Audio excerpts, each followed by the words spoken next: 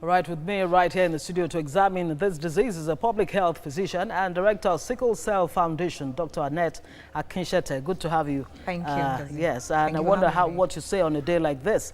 150,000 children born in Nigeria? Every year. Every year? Yes. 70% of the world's population are carriers. Please help me understand exactly what this means, because it says that some are healthy carriers. Okay. What does that mean? Let's look at that figure first of all and try and wrap our minds around it. Around 150,000 babies being born every year in Nigeria. So that makes Nigeria the country with the highest burden of sickle cell in the world. Because I see the report said Africa, but it's in the world. So we should really be in the forefront of any fight, all the activities that are going on in the area, in this space of sickle cell disease programming and control. So that's there. Okay, in terms of what are we doing about it? Okay, today's World Sickle Cell Day, so it's a day that we should raise awareness about this condition. And yesterday we had a big lecture at the Muslim Center, and we're privileged to have a Nigerian-born professor of hematology, and he's into cancer control and also sickle cell. Yeah. He's talking to us about the new things that are happening. What are the new trends? What are the emerging? What's happening in this area of treatment? Educate us a bit about that. Exactly. Yes. So now we talk about a cure for sickle cell. Okay, how do we access it? It's expensive. We know it's called bone marrow transplantation or stem cell transplantation, depending on. But we cannot access it in Nigeria. We are lucky that in our center we're starting this. We're going to open to the public in October this year.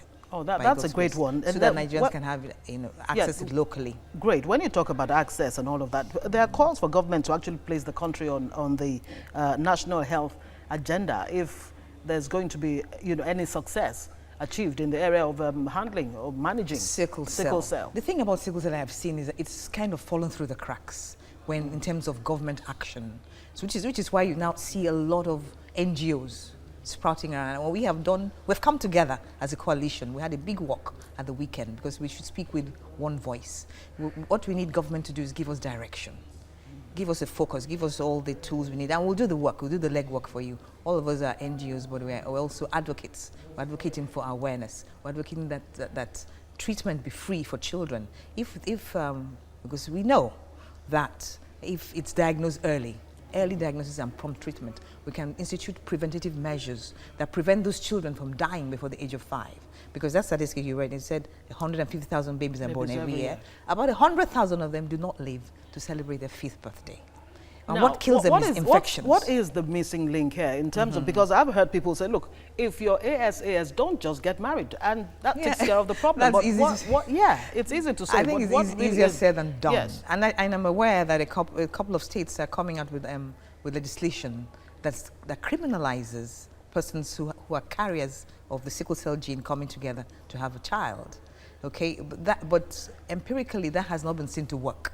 In other parts of the world where they've tried, say cystic fibrosis is something we don't really get here, but it's common, say, in Europe. And they've tried as well to see, can we legislate, can we criminalize? But it doesn't work. What it does is it drives it into the closet.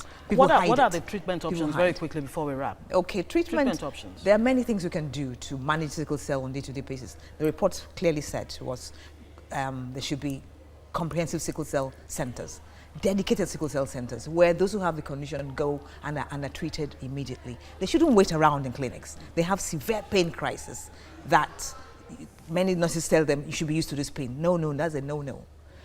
Those who have the condition tell us it's more painful than labor pain.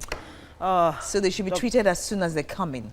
Painkillers, all the necessary things, blood transfusion. We have newer drugs now like hydroxyurea and all that, but more importantly, there are do's and don'ts. The things that you do every day. We'll have drink to plenty of water, paracetamol, folic acid every day to ensure that your blood the blood hemoglobin is elevated, and so on. There are many treatment options that have been. We'll have to leave there. Wish I had the more time to even talk more about this. Dr. Annette Akinshete is public health physician and director of Sickle Cell Foundation. Thank you so much. Thank you for joining us. Thank you for having me.